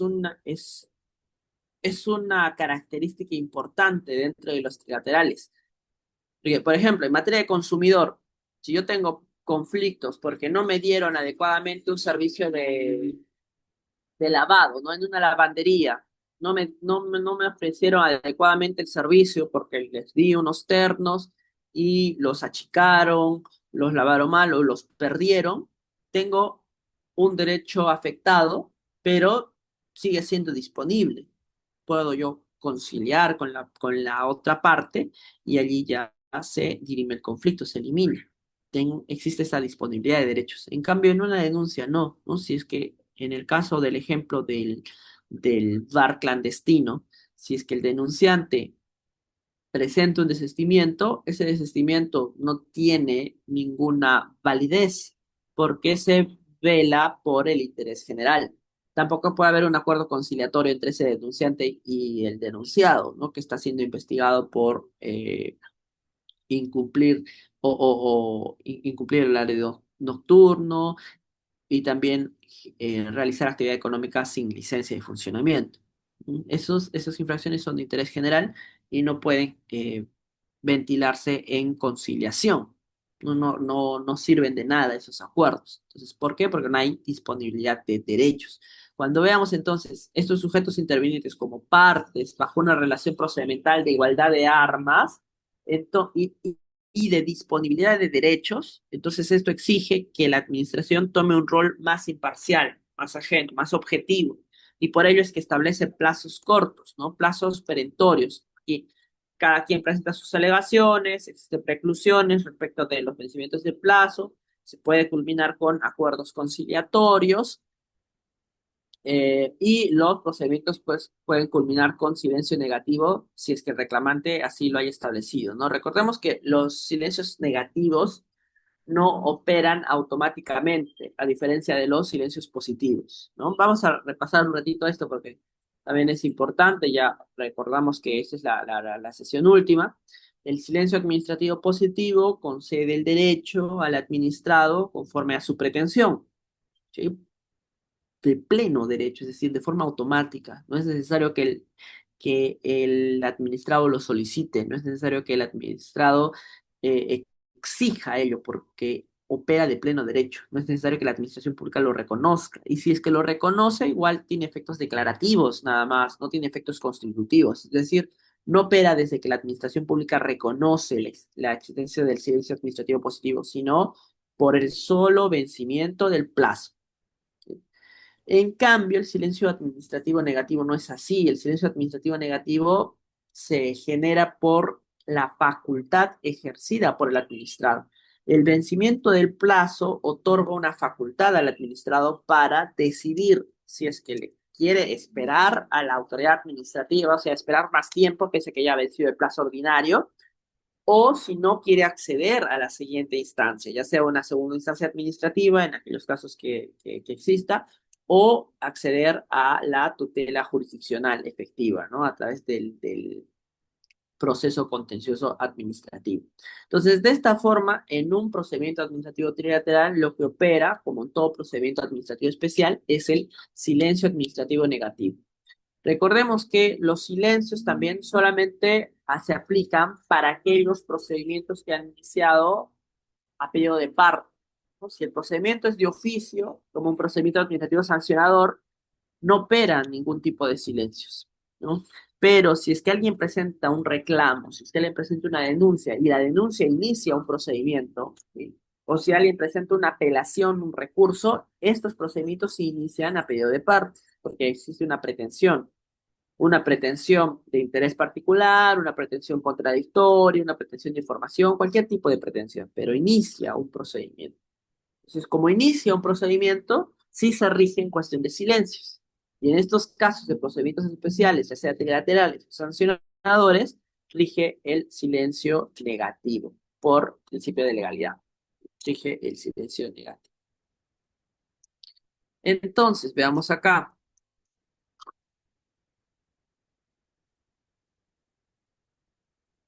Dice, a través de la resolución tal se admitió trámite el recurso impugnatorio requiriendo a la entidad la presentación del expediente administrativo generado para la atención de la solicitud de acceso a la información pública, ojo, así como en la formulación de sus descargos, ¿no? No es algo que sucede, por ejemplo, en el Tribunal del Servicio Civil, ¿no? El tribunal solo requiere que se eleve el recurso administrativo, o sea, el de apelación, y el expediente, ¿no? Con la indicación de la resolución que se está impugnando y los antecedentes, nada más. No le pide a la administración pública una respuesta respecto a los fundamentos del recurso de apelación. Y dentro de este trámite, la entidad pública solamente se limita a elevar nada más la documentación, no participa, ¿no? Y es más, si es que en caso el Tribunal de Servicio Civil, no me refiero, accediera a los informes orales, cosa que nunca pasa, o a las audiencias, estas audiencias formalmente están construidas para que únicamente el administrado, es decir, el investigado, el sancionado, participe ante el tribunal, no la entidad que ha sancionado. Igual en la Contraloría, por ejemplo, el Tribunal de Responsabilidades no actúa en el marco de un procedimiento trilateral, porque solamente la única parte es el tribunal y el administrado sancionado, ¿no? El funcionario o el servidor sancionado en primera instancia. No son trilaterales. Pero en cambio acá sí tiene atisbos de trilateral porque el tribunal, por ley, le exige la formulación de descargos. ¿Sí? Recordemos que el procedimiento de transparencia es un procedimiento simple donde el ciudadano solicita información y esta información le tendría que ser entregada en 10 días hábiles, salvo que se sustente que estamos dentro del régimen de excepciones, ¿no? Los regímenes de excepciones implica que se haya catalogado esa información como confidencial, como secreta o como reservada, ¿no? Y en ese sentido, entonces, pues, información reservada como secreta, como confidencial, no se le entregaría la información al peticionante, siempre y cuando exista un informe del área poseedora de la información que establezca este régimen de excepciones, que indique que esa información solicitada pertenece al régimen de excepciones, y el funcionario responsable de la entrega de la información que canaliza esa respuesta le da el visto bueno a la respuesta generada, porque quien tendría que ser más de transparencia, pues es el funcionario responsable de la entrega de la información de cada entidad, y le brinda la respuesta al administrado, ¿sí? Y con ello, pues, culmina el procedimiento de primera instancia. Si es que el administrado no está de acuerdo, ya sea porque no se le dio la información en el tiempo debido, ya sea porque se le dio la información incompleta, ya sea porque no se le brindó la información, o también porque se sujetó a prórrogas, porque la entidad puede eh, fijar un cronograma de atención, digamos, si se ha pedido mucha información que es necesario procesar, es necesario sacar copias, es necesario escanear, entonces se puede brindar un cronograma de atención razonable, ¿no? Y en ese cronograma establecer obligaciones para la entrega periódica de la información, ¿no? En este caso, si se incumple ese cronograma o el cronograma no está debidamente sustentado, fundamentado, también procede que el ciudadano presente el recurso de apelación para que se sujete a un control por parte del Tribunal de Transparencia. Independientemente de cualquiera de estas razones, el Tribunal de Transparencia pues solicita la formulación de descargos hacia las entidades. Y esta formulación de descargos va a implicar que el funcionario responsable de la entrega de la información, es decir, el FREI, vaya a solicitar los descargos hacia el área poseedora de la información.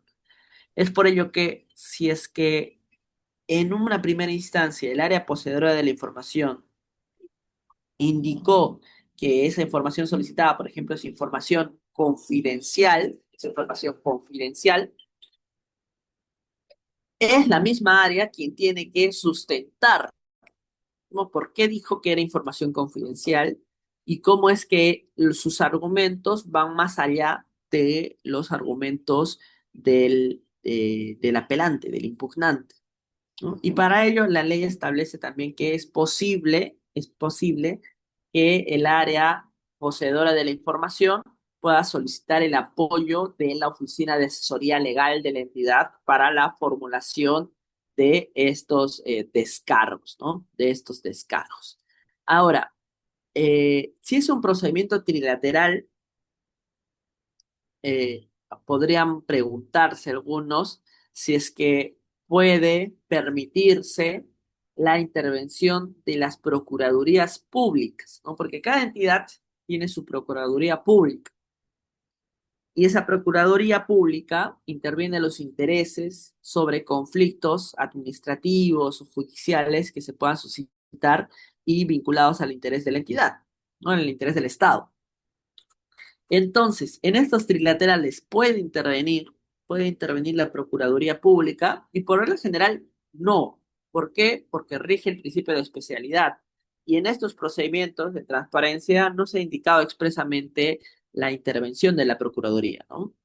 Y esto a veces pasa que las Procuradurías, luego al perder la entidad, el caso ante el Tribunal de Transparencia, pueden presentar requerimientos de nulidad hacia el Tribunal de Transparencia en mérito a que no se ha dado la oportunidad de la participación de la Procuraduría en estos casos trilaterales, ¿no? Donde existen intereses de la entidad de por medio.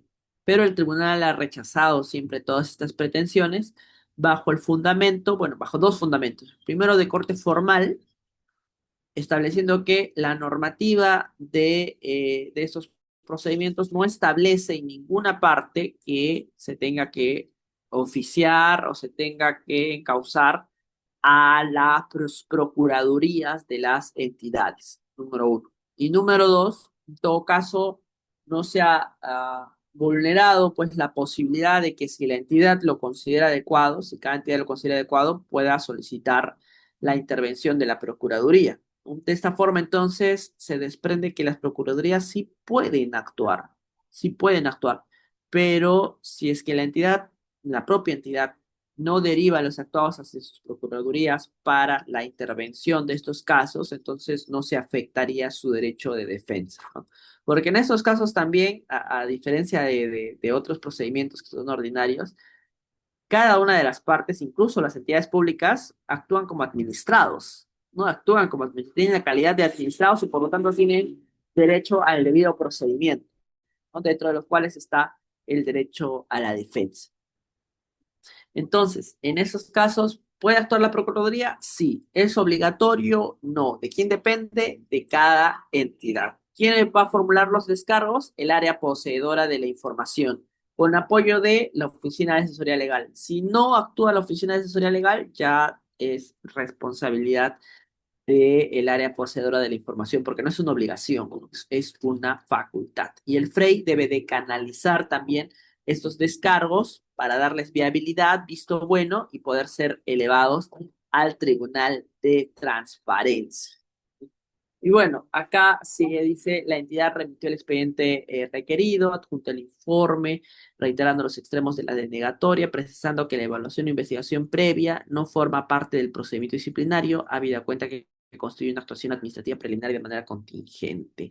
Aquí es importante ver, vamos a vincular lo del trilateral de transparencia con la postura que he tenido muchas veces servir sobre la confidencialidad de la información en materia disciplinaria, ¿no? Porque dentro de las excepciones de confidencialidad de la información, tenemos que la información que está sujeta a la potestad sancionadora o la información vinculada al ejercicio de la potestad sancionadora de la administración pública es confidencial, ¿no? Es confidencial la información que está en trámite, ¿sí? Hasta los 6 meses de iniciado el procedimiento sin que éste haya culminado, ¿no? Es decir, si un procedimiento sancionador y o disciplinario iniciado no ha terminado todavía y ya han pasado más de 6 meses, esa información sí es pública y se tendría que brindar. Eso queda claro conforme a la normativa de transparencia, pero la pregunta es si es que la información que se actúa en etapa previa a un procedimiento disciplinario, es decir, la que está a cargo de Secretaría Técnica del PAT, es información confidencial o no. Porque número uno, si es información vinculada a la potestad sancionadora, claro que sí, no son denuncias, son reportes que están en materia de investigación. Pero número dos, no estamos en el marco de un procedimiento disciplinario técnicamente hablando, sino antes de ello. No es lo que se denomina como etapa preliminar o etapa previa, etapa de investigación previa al pacto. O sea, no hay un procedimiento, estamos previo a ello. Y la opinión que ha tenido Servir es que esta es información confidencial porque está vinculado al trámite de la potestad sancionadora administrativa.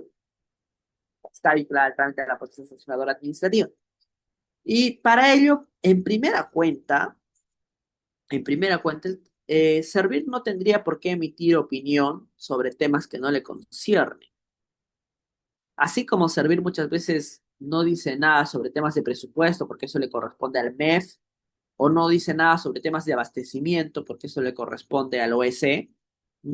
Tampoco tendría que decir nada respecto a temas de transparencia, porque eso le corresponde a la Autoridad de Transparencia y Acceso a la Información Pública, ¿no? A la ANTAIP y también al Tribunal de Transparencia en resolución de controversias.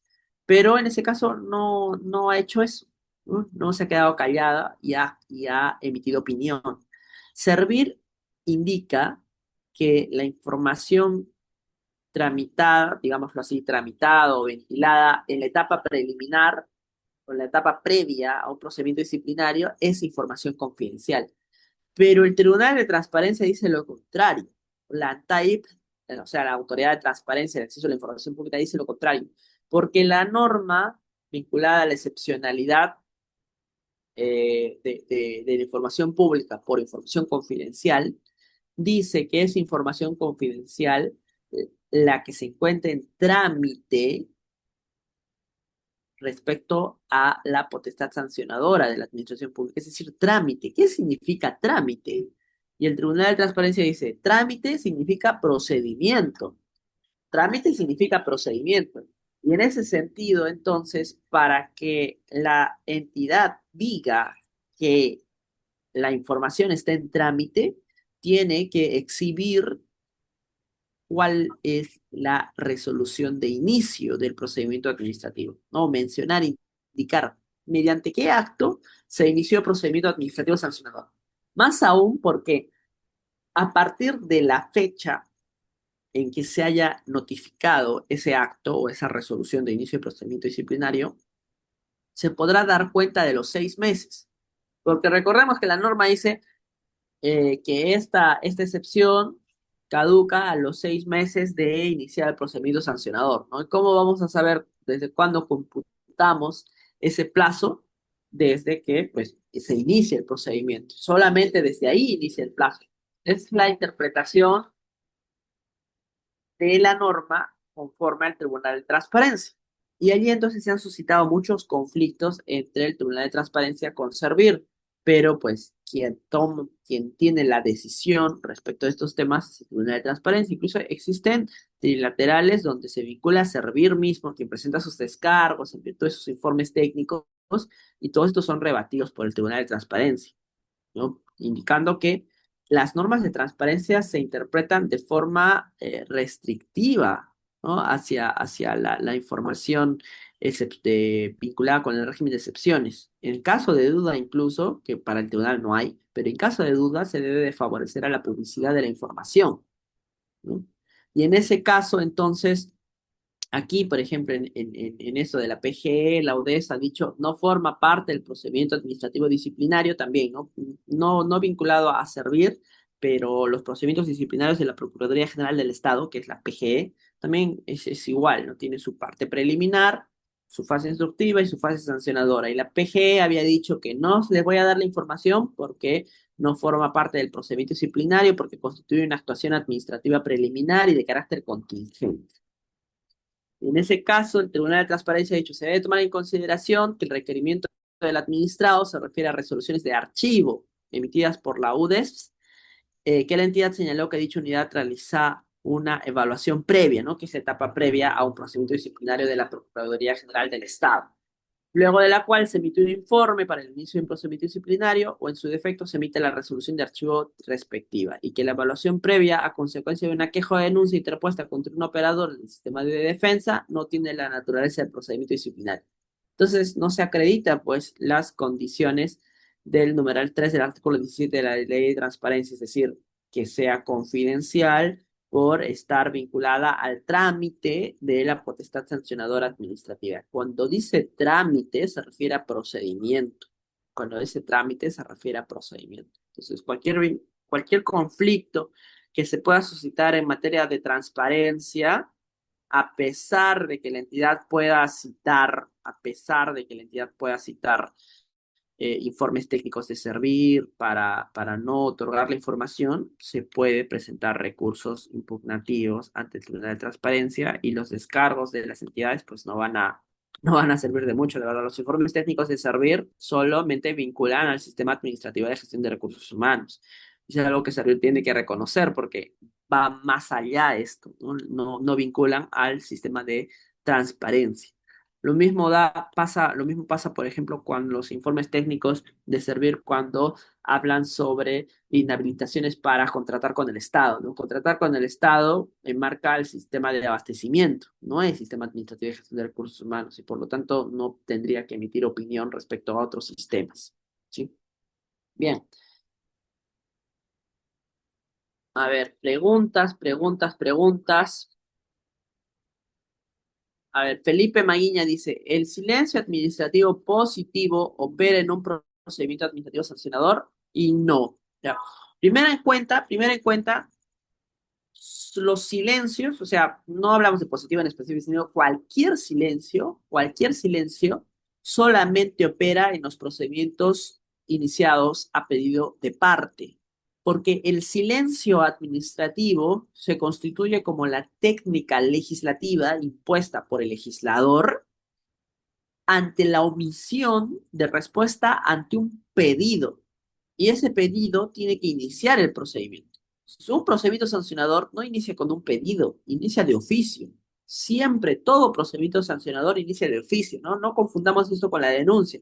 La denuncia no inicia el procedimiento. En un procedimiento trilateral, por ejemplo, el reclamo sí inicia el procedimiento trilateral, pero en un procedimiento sancionador no. El denunciante no es parte del procedimiento, el denunciante es un colaborador y todo procedimiento sancionador inicia de oficio. Entonces, si inicia de oficio, ya de plano estamos dando la respuesta de que no opera ningún silencio administrativo, ni positivo ni negativo. En un PAS, en un procedimiento administrativo sancionador, que también están dentro de ellos los procedimientos administrativos disciplinarios, no operan los silencios administrativos. Por esa razón, ¿no? Pero más que todo por principio de legalidad, ¿no? La ley establece expresamente ello.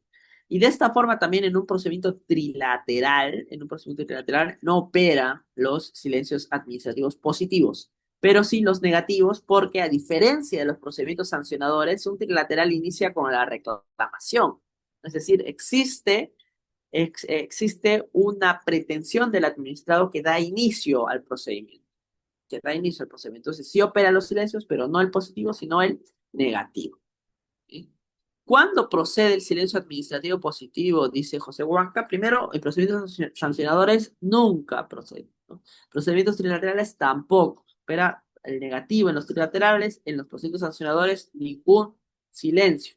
Los, para saber cuándo operan los silencios positivos o negativos, es necesario revisar los TUPAS de las entidades, los textos únicos de procedimientos administrativos. En los TUPAS se establece cuál es el tipo de procedimiento, es decir, si es de aprobación automática, si es de evaluación previa, si es que es de evaluación previa, cuándo es el plazo y al vencimiento que opera, si el silencio administrativo negativo o el silencio administrativo positivo, ¿sí?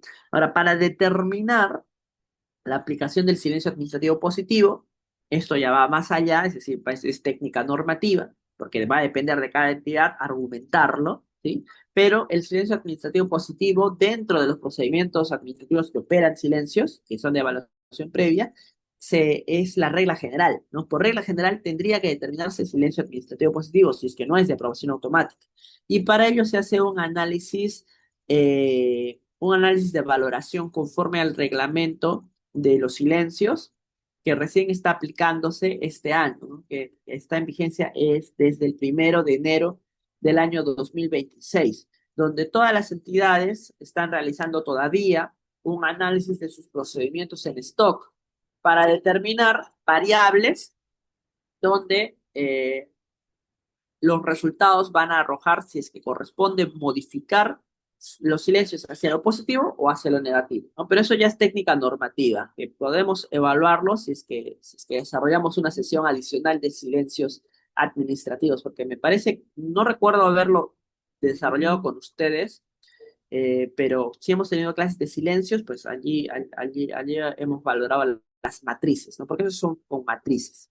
Independientemente de ello, para los administrados, es más fácil el asunto, ríjanse conforme a lo que indique el TUPA de la entidad, el texto único de procedimientos administrativos, y allí se indica expresamente si es que procede el silencio positivo o si procede el silencio negativo. A ver, dice, ¿cómo se garantiza la imparcialidad de la autoridad cuando la entidad administrativa que resuelve el conflicto trilateral tiene a su vez intereses presupuestarios vinculados a las multas que podría imponer al reclamado? A ver, en materia de Indecopi, ¿no? En materia de consumidor. Esa es una muy buena pregunta, ¿no? Porque si es que existen intereses por multas, ya no estamos hablando de un interés público, estamos hablando de un interés particular. Estamos hablando de un interés particular. Eh, pero esto es un problema de sistema, no es un problema de aplicación, no es un problema de sistema. En esos casos, no solamente el problema se puede suscitar en procedimientos trilaterales, sino más que todo en procedimientos sancionadores. Y creo sobre todo en procedimientos sancionadores, respecto de municipalidades, por ejemplo, donde se tienen intereses confiscatorios. Esto lo ha desarrollado Morón Urbina, por ejemplo, en su libro que ha sacado en el 2023, me parece, 2024, titulado Las multas administrativas, ¿no? Donde tiene todo un capítulo sobre la confiscatoriedad como característica de la multa, ¿no? Como una característica y negativa de la multa, donde las administraciones públicas tienen un interés particular porque los se constituyen como recursos directamente recaudados. Y eso es algo legal, ¿no? Que no se ha cuestionado, que podría cuestionarse, ¿no? Que podría cuestionarse, pero es algo que está habilitado normativamente, que se constituyen como recursos directamente recaudados. Muchas entidades públicas que manejan procedimientos sancionadores, que manejan multas, que imponen multas, tienen la posibilidad de establecer esto como recursos directamente recaudados y pues es legítima esa observación de qué clase de imparcialidad podrían tener. Y la verdad que yo me apego a esa observación y yo considero que también aquí se ve que no existe imparcialidad y se ve en la cancha, se ve en la práctica, ¿no? Donde a veces, independientemente de los descargos que puedan presentar los administrados, parece ser que las autoridades no lo manejan con objetividad, no desarrollan adecuadamente los descargos porque les es más rentable motivar mal, porque del 100% de, por ejemplo, de sanciones que se puedan imponer, si el 10% impugna y los otros se acogen a pronto pago, al beneficio de pronto pago que también es muy cuestionable, ¿sí? De todas formas les sale rentable.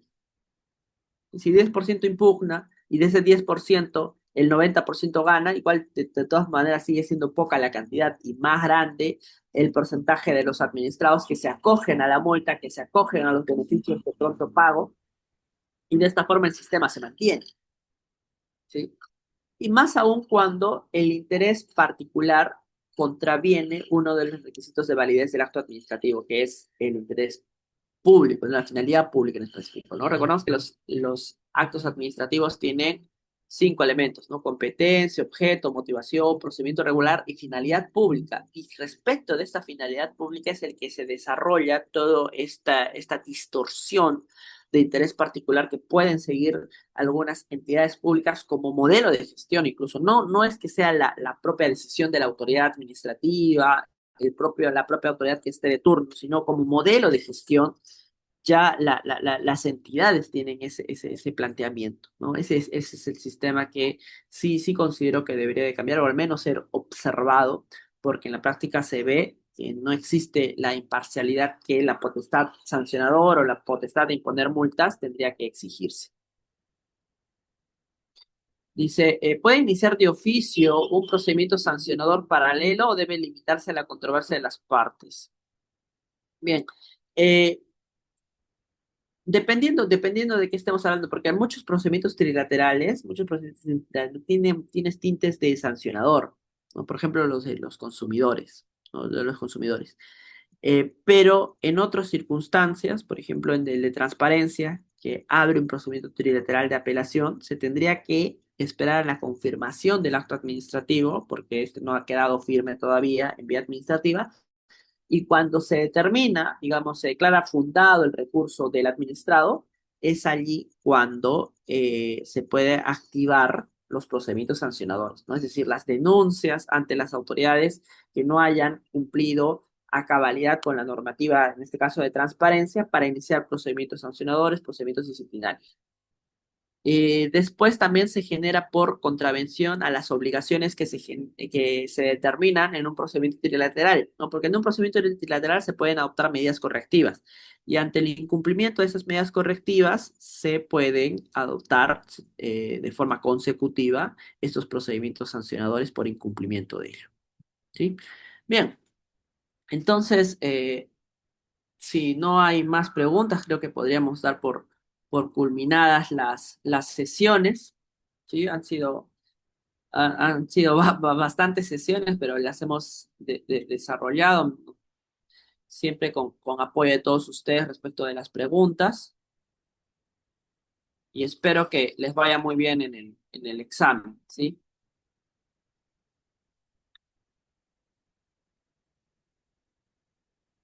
A ver, Marit se está levantando la mano. Vamos a ¿Puedes activar tu audio, colega Marisa? Sí, sí, doctor, buenas noches ante todo. Muchas gracias por su ponencia que ha estado de verdad muy fructífera para nosotros, sobre todo que estamos en el ejercicio de la labor. Doctor, Gracias. no me quiero quedar con una duda que usted hace, creo que 2 clases atrás tocó, el tema de que hay casos que no se pueden, o sea, no es necesario presentar una apelación, ¿no? Cuando, por ejemplo, solicitamos algo al administrado y el administrado te deniega, no es necesario, presentar una apelación. Con eso se daría por concluido el acto administrativo para recurrir a la vía judicial. Esa era mi duda, profesor. Por favor, si nos puede un poquito de repente aclararme. A ver, si es que he hablado de eso, son los recursos, en el tema de recursos administrativos. Impugnatorios. ¿Sí? En Sí, el recurso, profesor, ahí. ok. Se presenta apelación por regla general porque existe una autoridad superior. Ujú. ¿Sí? Se presenta una apelación porque existe una autoridad superior que va a resolver el recurso. Pero en aquellos casos donde no existe una autoridad superior, entonces ahí es cuando no es necesario presentar un recurso para agotar vía administrativa. La propia decisión de la autoridad ya agota vía administrativa. Por ejemplo, en los eh, eh, en Digesa, en materia de Digesa, el director general de la Digesa emite una decisión, por ejemplo, revoca un acto administrativo previamente emitido o impone una sanción, y eso agota vía administrativa. Pero para ello, la propia resolución lo tendría que indicar, ¿no? Y eso es un acto de buena fe procedimental también, que en este caso en Digesa sí lo hacen, que, digamos, en el artículo 1 emiten su decisión, su objeto, y en el artículo 2 dicen, constituyéndose en la máxima autoridad administrativa, este acto agota vía administrativa y ya no proceden recursos de apelación.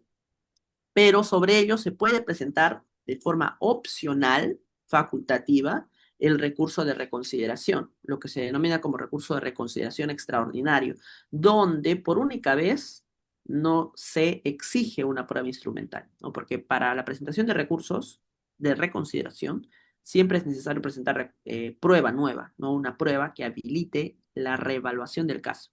Pero cuando estemos frente a una autoridad que no tiene superior a quien elevar un recurso de apelación, entonces, por excepcionalidad, a él sí le podemos presentar un recurso de reconsideración sin nueva prueba para que sea valorado por la misma autoridad. Pero eso es opcional, porque ya de por sí se puede plantear la demanda de acción contenciosa administrativa. Otro de los casos donde no es necesario apelar Profesor, es en sí. las nulidades de oficio. Cuando declaran la nulidad de oficio de un acto administrativo, eso ya agota vía administrativa y se puede acudir directamente al Poder Judicial. Gracias, profesor. Bueno, eso me ayuda bastante para determinar mi casito. Lo que pasa es que yo he pedido al Banco de la Nación que me exonere unos intereses porque ellos nunca me notificaron de la deuda.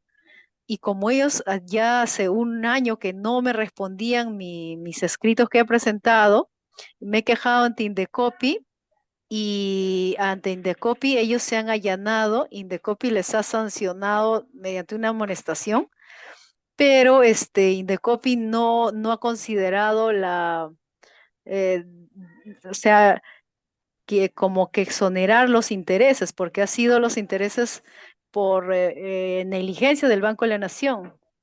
Entonces, en Indecopi se ha apelado y el tribunal confirmó la resolución de primera instancia, digamos, donde no me dieron la nulidad o la exoneración de los intereses. Y en ese momento, antes de que Indecopi se pronuncie, yo le pedí al Banco de la Nación mediante un escrito, teniendo en cuenta su allanamiento, porque ellos se allanaron, porque yo como administrado no he tenido ninguna forma de obtener esa información, a pesar de que me ha personado al Banco de la Nación y a pesar que había pagado un préstamo y ellos me habían emitido una carta de no adeudo. Entonces, el Banco de la Nación me dijo que ellos no cuentan con una norma para exonerarme los intereses, ¿no? Claro. Y yo estoy por recurrir a la vía contenciosa administrativa, porque de lo que Pero yo he ¿sabes revisado, qué? Lo bueno, lo aconsejable aquí es ver el caso de forma concreta, ¿no? Independientemente de lo que se ha indicado, cuando existen casos particulares, como el caso también particular que presenta el colega Repuello, ¿no? De la institución de servir, si puede o a trabajar en otras instituciones, son casos particulares que es necesario ver expedientes, es necesario ver documentación para Ujú. dar una respuesta concreta, ¿no? Si es que para ello he dejado mi número de WhatsApp allí en el chat para los que consideren, porque casos en concreto no los podemos hablar de forma general, porque es muy riesgoso, ¿no? Que se malinterprete y podamos estar dando a acciones indebidas. Entonces, casos particulares los vemos de forma particular también. ¿Sí? Gracias, profesor. Muchas gracias. Le voy a estar escribiendo al WhatsApp. Ok, hasta luego entonces, cuídense mucho. Muchas gracias, profesor.